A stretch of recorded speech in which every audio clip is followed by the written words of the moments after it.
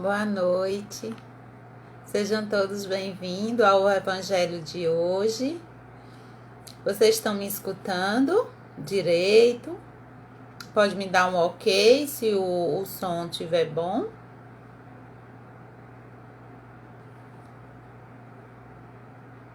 Boa noite, Rosimeire, Viviane. Pronto, eu vou começar o Evangelho, né? Adiantando aqui, que sejam todos bem-vindos para o comentário do Evangelho de hoje. E que Deus, que Jesus, a espiritualidade amiga possa nos envolver de muito amor, de muita paz, que essa luz divina possa ir até os lares de cada um de que está assistindo esse Evangelho, abençoando a todos nós. E o Evangelho da noite de hoje é o capítulo 24, que fala: não colocai a candeia debaixo do alqueire. A candeia debaixo do alqueire, porque Jesus fala por parábolas. Item 1. Vamos ler um pouquinho para que a gente possa entender. Não se acende a candeia e a coloca debaixo do alqueire. Deveria ser na antiga Palestina, numa vasilha para colocação de óleo. Mas a colocamos no velador, para que ela clareie todos que estão na casa. Mateus capítulo 5, versículo 15. Então, aqui quando ele diz: não se acende uma candeia e a coloca debaixo do alqueire. A candeia naquela época era uma vasilha de barro onde se colocava um óleo e ali se acendia para que iluminasse o ambiente na época.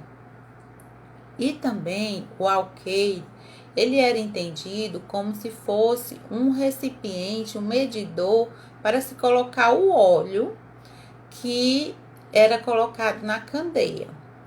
E também ele tem outro significado, de ser uma mesinha onde tinha gaveta que colocavam ali os utensílios. Então Jesus, ele falava nesse sentido da mesa, né? A candeia, ela não se coloca embaixo da mesa, porque não faz sentido, ali coloca em cima da mesa, que é o alqueire. Então, indo mais aí adiante no item 2, a gente já entendendo, né, o significado da candeia e do alqueire, que é, ele lhe fala: ninguém há que, depois de ter acendido uma lâmpada, a cubra com um vaso, ou a coloque debaixo de uma cama, mas a coloca num castiçal, a fim de que os que entrem vejam a luz, porque nada há de secreto que não deva ser descoberto, nem nada escondido que não deva ser conhecido e tornado público. Jesus, ele falava por parábolas.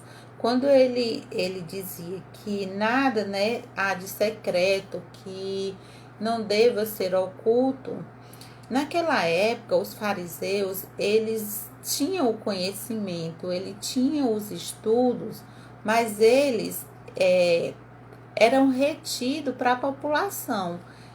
Só quem tinha um conhecimento eram aqueles iniciados, né, que estudavam, e ali eles guardavam para si, para que o público, o povo, não tivesse o conhecimento. E Jesus, ele fala aqui que nada de secreto não deva ser descoberto, e nem nada escondido não deva ser conhecido e tornado público. Então, quando ele falava por parábolas, né, para os seus escolhidos, que eram seus apóstolos, ele Os apóstolos, já escolhidos pela espiritualidade, eles tinham a condição do conhecimento, do entendimento daquelas parábolas. Mas o povo, ele ainda não tinha o conhecimento de tudo, das parábolas. E Jesus falava daquela simplicidade para que o povo daquela época pudesse entender da melhor forma possível, por conta da evolução espiritual, da condição espiritual daquele povo. Então, até os dias de hoje, quando nós estudamos o Evangelho, nós temos interpretações diferentes, de acordo com o nosso grau de evolução, nosso grau de estudo, porque o conhecimento, ele nos liberta. Então, quem muito é dado, é muito cobrado. Então, o conhecimento, ele vem para nos libertar.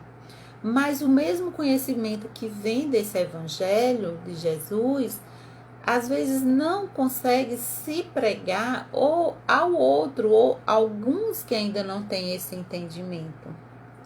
E naquela época era da mesma forma, nem todos tinham o conhecimento, mas Jesus dizia que precisava divulgá-los, que precisava falar. Então Jesus falava por parábolas, para que as pessoas daquela época pudessem entender. E nós, quando estamos estudando, cada vez que nós lemos o Evangelho, nós temos uma interpretação diferente, nós temos um entendimento de acordo com aquele nosso estágio de evolução. Isso também não nos dá o direito de interferir no livre-arbítrio do outro, que ainda não tem esse conhecimento, ainda não tem esse entendimento do despertar. A gente pode falar assim, do despertar espiritual.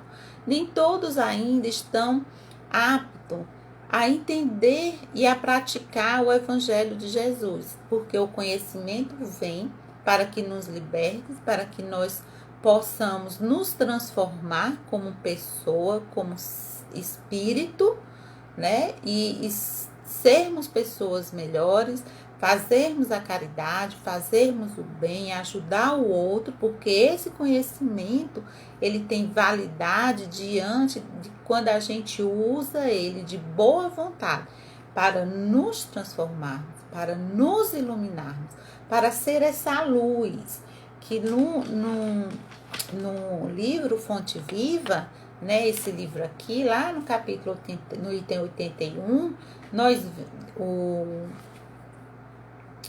Emmanuel, ele nos fala que a gente é essa luz, a gente é essa luz do mundo, luz, para que a gente possa iluminar aqueles que precisam do conhecimento, precisam se libertar dos espíritos ainda endurecidos, encarnados, desencarnados, né? E Jesus já diz: vós sois luzes, fazei brilhar a vossa luz, né? Esse conhecimento, é o entendimento, o esforço de sermos luzes nos relacionamentos, né? Diante do nosso melhoramento do ser. Então, o Emmanuel, ele nos traz esse entendimento também, de mostrar que nós somos essa candeia, né? Que a gente possa, através do conhecimento, através de libertar o nosso espírito, a gente possa levar esse conhecimento àqueles que têm sede e fome do Evangelho de Jesus. Mas que também a gente tenha o cuidado de perceber que a pessoa está querendo buscar conhecimento, querendo entender a doutrina de Jesus, né? Entender a doutrina espírita, né? Porque ainda muitos estão cegos para isso, não querem de forma alguma nem sequer falar em Deus, nem sequer falar em Jesus. Então a gente tem que respeitar essas pessoas que ainda não estão no momento evolutivo do seu despertar. Mas também há aquelas pessoas que estão no seu momento do despertar, do conhecimento, da prática do bem, da caridade, e que nos pede auxílio, que nos pede ajuda, que querem sair da escuridão, né? Então, a gente tem que ter também cuidado, tanto para levar o conhecimento de forma precisa, de forma que não venha confundir a cabeça do outro, mas que a gente seja essa luz do esclarecimento, mas que também a gente não possa jogar as pérolas aos porcos, aqueles que não estão preparados para escutar e entender o que Jesus nos ensina e nos explica. E que nós ainda temos muito a aprender, muito a entender o Evangelho de Jesus. Eu quero falar aqui um pouquinho, ler um pouco dessa parte de fonte viva que o Emmanuel nos fala. Muitos aprendizes interpretam semelhantes palavras do mestre como apelo à pregação sistemática e desvairam-se através de veementes discursos em toda parte. Outros admiram que o Senhor lhes impunha a obrigação de violentar os vizinhos através de propaganda compulsória da crença, segundo o ponto de vista que lhes é particular. Em verdade, o sermão edificante e o auxílio fraterno são indispensáveis na extensão dos benefícios divinos da fé. Sem a palavra, só um instante.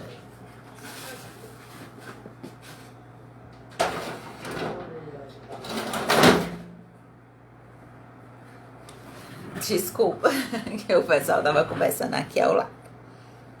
Então, continuando. Sem a palavra, é quase impossível a distribuição do conhecimento. Sem um amparo, irmão, a fraternidade não se concretizará no mundo. Então, ele está falando que é muito importante o conhecimento, né? Então, sem a palavra é quase impossível a distribuição do conhecimento. A assertiva de Jesus, todavia, atinge mais. Atendemos para o símbolo da candeia. A claridade na lâmpada consome força ou combustível. Ou seja, essa força, esse nosso combustível, esse nosso sentimento de vontade de transformação, de aprendizado, para que essa lâmpada, essa luz que existe em nós, essa candeia, ela possa se acender. Então, sem o sacrifício da energia ou do óleo, não há luz. Então, para nós aqui, o material de manutenção é a possibilidade, o recurso à vida. Nossa existência é a candeia viva. É aqui onde o Emmanuel fala, né? Que nossa existência é a candeia viva, é a nossa luz. É um erro lamentável despender nossas forças sem proveito para ninguém, sob a medida de nosso egoísmo e nossa vaidade, de nossa limitação pessoal. Então, é um desperdício a gente ter essa luz e a gente não propagar no bem ao próximo. Coloquemos nossas possibilidades ao dispor dos semelhantes. Ninguém deve amealhar as vantagens da experiência terrestre somente para si. Então, nossas experiências, o que nós vivemos, eles não é só para o nosso aprendizado. É para que a gente também, com o nosso aprendizado, possa auxiliar o outro. Cada espírito visoriamente encarnado no círculo humano goza de imensas prerrogativas quanto à difusão do bem, se a persevera na observância do amor universal. Prega, pois, as revelações do alto, fazendo-as mais formosas e brilhantes em teus lábios. Insta com parentes e amigos para que aceitem as verdades imperecíveis, mas não olvideis que a candeia viva da iluminação espiritual é a perfeita imagem de ti mesmo. transforma as tuas energias em bondade. Olha só o que ele nos diz. Mas não ouvideis que a candeia viva, né, a nossa iluminação, da iluminação espiritual, é a perfeita imagem de ti mesma. A perfeita imagem de ti mesma, o nosso melhoramento. Transforma as tuas energias em bondade e compreensão redentora para toda a gente.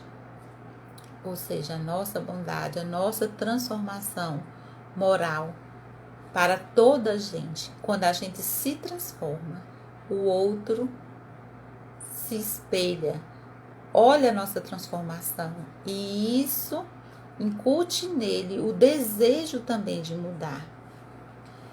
Então, gastando para isso o óleo de tua boa vontade. Nós precisamos ter boa vontade no servir da nossa mudança, na renúncia e no sacrifício, e a tua vida em Cristo passará realmente a brilhar.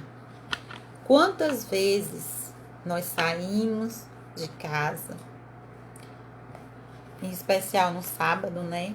Quando das atividades ativas no lar de Clara, lá na casa de Francisco, nós abdicamos dos prazeres mundanos, como dizem, né?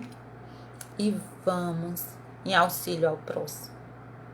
Passamos o sábado trabalhando, passamos o sábado na evangelização, num passe, numa palestra, nas cartas, cada um abdicando, fazendo o seu sacrifício, deixando os seus afazeres do dia a dia dentro de casa, até muitas vezes de estar com seus familiares, para ir em busca, para poder ajudar o outro.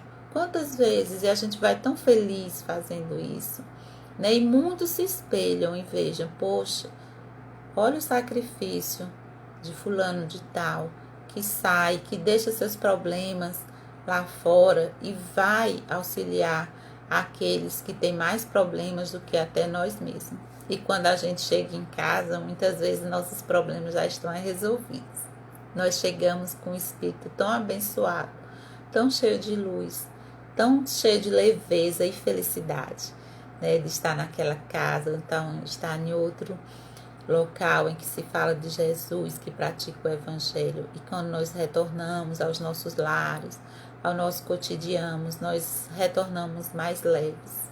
E a gente leva para o outro o exemplo do servir, da caridade, da bondade. Então são esses sacrifícios, são essas boas vontades de mudança, de transformação pessoal, ajudando na transformação do outro e sendo essa luz, né, essa candeia, fazendo com que esse óleo ele queime e faça brilhar, né, e colocamos no alqueire, em cima da mesa, para que todos possam ver e possam usufruir dessa luz, né, dessa luz da doutrina espírita, desse evangelho, desse esclarecimento que nós estamos tendo hoje.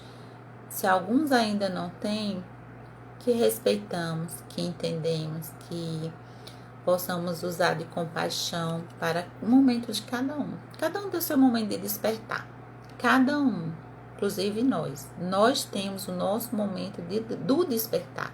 A gente não pode impor esse conhecimento nesse despertar para aqueles que ainda não têm a condição espiritual do despertar, mas vai chegar o tempo dele, assim como está chegando o nosso tempo a cada momento, como tem outras pessoas que estão muito mais além, né, espiritual, de conhecimento, do que nós temos, mas que um dia a gente vai chegar, né, o nosso anjo da guarda, né, que nos auxiliam, que ele já está num patamar muito elevado espiritualmente.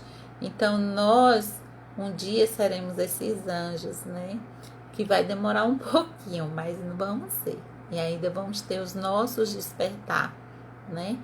Então, gente, boa noite. Desejo a vocês uma semana repleta de muita luz, de muita paz. Que essa candeia possa brilhar, que nós possamos ser luzes, levando os ensinamentos de Jesus, praticando a bondade e a caridade. Paz e bens, uma semana repleta de muito amor e muita luz. Um beijo no coração de cada um.